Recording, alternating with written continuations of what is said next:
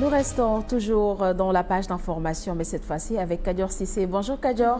Bonjour Aïcha. Ça va, vous allez bien ce matin? Oui, je vais très bien, et vous? Ça va, je vais très bien. Alors Kadior, qu'est-ce qui marque l'actualité sur le web ce matin?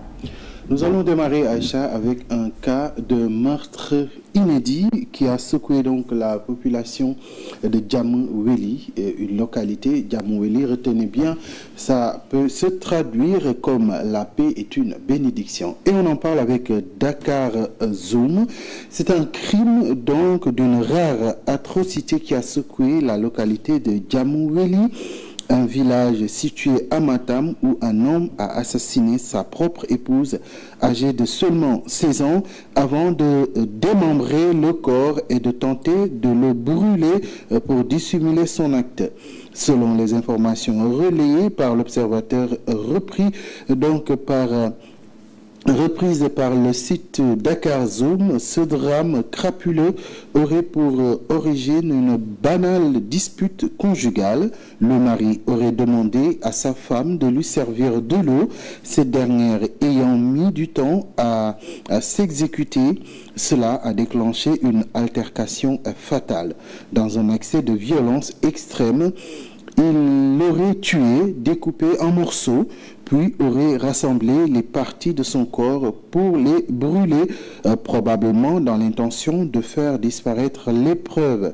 Ce féminicide, aussi brutal qu'incompréhensible, a plongé toute la communauté dans la stupeur et la colère. L'image de la jeune victime, identifiée sous le prénom Abba, suscite donc l'émoi et ravive le débat sur les violences domestiques, notamment chez les jeunes mariés. Une enquête est en cours pour établir les circonstances précises de ce drame et traduire l'auteur présumé devant la justice.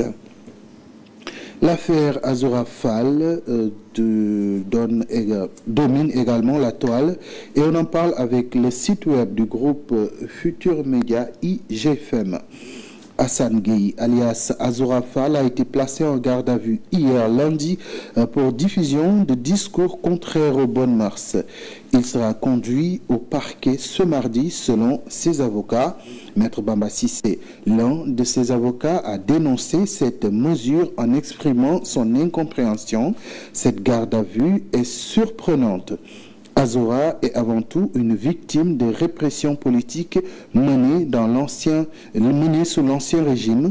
Il a été emprisonné à plusieurs reprises pour ses convictions, a-t-il déclaré à la presse. Selon lui, les déclarations de son client doivent être mises en perspective avec son parcours et les épreuves qu'il a traversées. Ce que vit Azoura aujourd'hui est le fruit de douleurs accumulées. Il a été témoin de nombreuses injustices, dit Maître Bamba Sissé. Les avocats d'Azoura Fall ont également souligné que leur client a déposé une plainte contre celui qui a publié la vidéo dans laquelle il proférait des paroles désobligeantes contre Macky Sall et Mame Mbaye Niang. Il s'agit, selon Sénégo, de Maître Moussa Diop, qu'Azoura Fall accuse donc d'avoir publié la vidéo qui lui a valu son arrestation. Dans sa plainte, le militant de PASTEF précise qu'en effet, ce dernier aurait récemment procédé par l'intermédiaire de divers canaux sur les réseaux sociaux à la rediffusion de propos anciens datant de plus de 8 mois tenus dans un tout autre contexte dans le désir manifeste de troubler l'ordre public, de nuire à sa réputation et de porter atteinte à sa vie privée.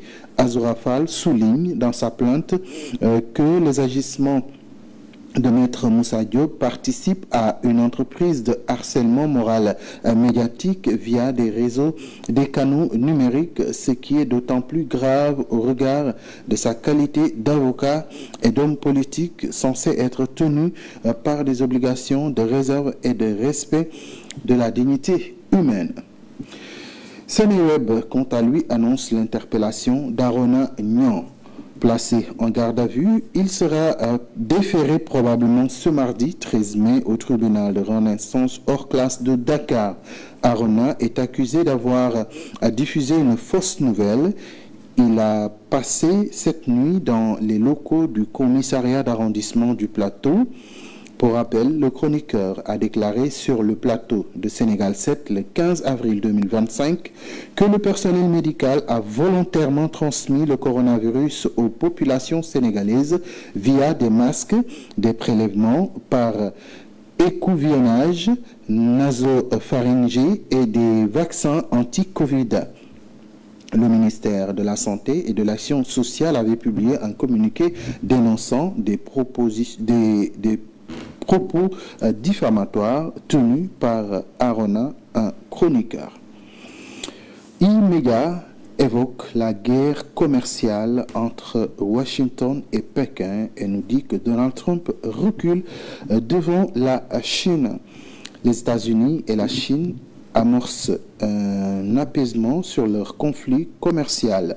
Ce lundi, hier, 12 mai, lors de l'issue d'un week-end de négociations à Genève, le secrétaire américain au Trésor, Scott Bessent, a annoncé une baisse conjointe de 115% des droits de douane punitifs imposés par les deux puissances. Une suspension temporaire qui ouvre une période de discussion diplomatique de 90 jours. Jamison Grier, représentant américain au commerce, a précisé que cette trêve entrera en vigueur d'ici le 14 mai. Durant ce laps de temps, Washington et Pékin s'engagent à intensifier leurs échanges pour désamorcer un conflit douanier qui dure depuis plusieurs années. La guerre commerciale sino-américaine avait été enclenchée sous l'administration Trump avec l'instauration de lots de taxes sur des centaines de milliards de dollars de produits importés. Cette accalmie négociée à Genève pourrait marquer un tournant dans les relations économiques entre les deux premières puissances mondiales. Voilà donc ce qui met un thème à l'actuel de ce matin. Merci de l'avoir suivi. Merci à vous, Aïcha. Merci beaucoup, Kadior. Rendez-vous est pris dans la deuxième partie. C'est ça, pour le journal en Wolof. À tout à l'heure. Merci à Kadior Cissé, téléspectateurs. Restez bien avec nous. Tout de suite, nous passons à l'actualité.